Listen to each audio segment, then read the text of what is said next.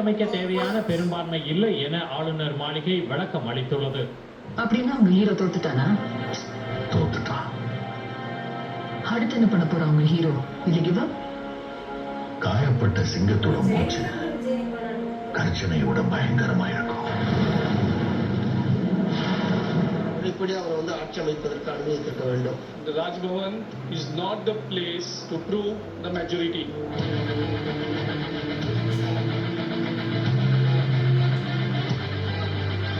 தமிழக வெற்றி கழக தலைவர் விஜய்க்கு மார்க்சிஸ்ட் கம்யூனிஸ்ட் கட்சி ஆதரவு தெரிவித்திருப்பதாக சொல்லியிருக்காங்க.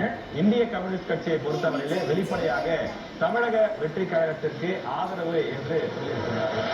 தொடர்ந்து விடுதலை சிறுத்தைகள் கட்சி ஆதரவு கடிதத்தை இன்னும் கொடுக்காத சூழ்நிலைதான் தற்போது வரை இருந்து கொண்டிருக்கின்றது.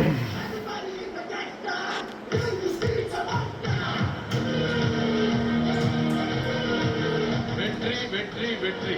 தாவேகாவுக்கு ஆதரவு தெரிவித்தை வழங்கியிருக்கிறோம். வேறு எந்த நிபந்தனையும் இல்லை. வெளியிலிருந்து எங்கள் ஆதரவை நல்குகிறோம்.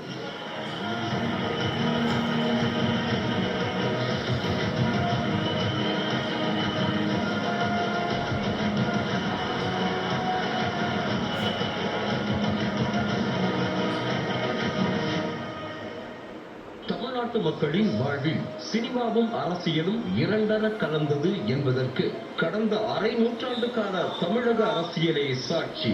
அண்ணா, கலைஞர், எம்ஜிஆர், ஜெயலலிதா, விஜயகாந்த் வரிசையில் தற்போது அதிகாரப்பூர்வமாக இணைந்திருக்கிறார் ஜோசப் விஜய்.